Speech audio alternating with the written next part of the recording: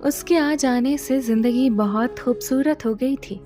مجھے ایسے لگتا تھا کہ خدا مہربان ہو گیا ہے، پتہ نہیں میری کس نیکی کا صلہ تھا جو وہ مجھے مل گیا تھا۔ آخر میری دعا قبول ہو گئی اور مجھے سچی محبت ہو گئی۔ ہم ایک دوسرے کو بہت شدت سے چاہتے تھے۔ میں نے اسے دل سے اپنی بیوی مان لیا تھا، مگر پتہ نہیں کیا ہوا کہ ایک دن سارا دن گزر گیا لیکن اس نے مجھ سے بات نہیں کی۔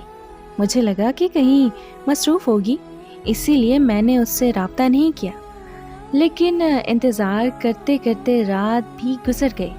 اس کا جواب نہیں آیا، کہیں سے بھی اس کی خبر نہیں آئی۔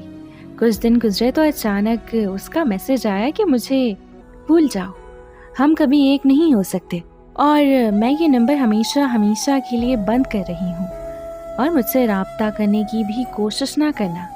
میں نے اسے بہت بار کال کی لیکن اس کا نمبر بند آ رہا تھا۔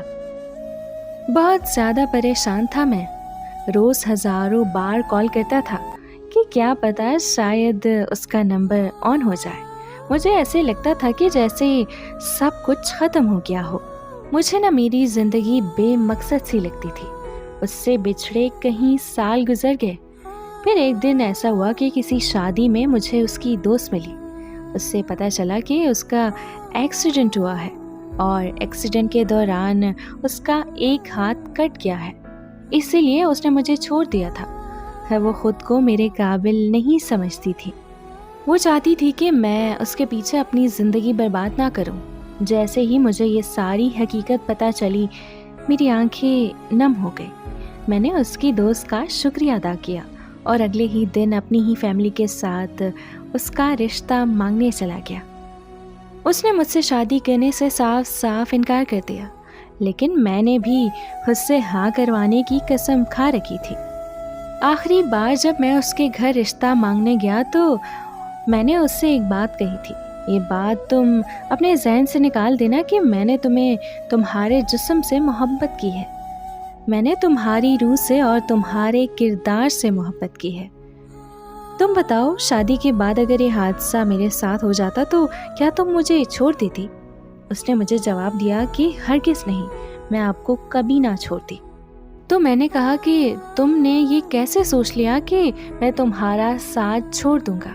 کیا تم نے ایک بار بھی مجھ سے پوچھا؟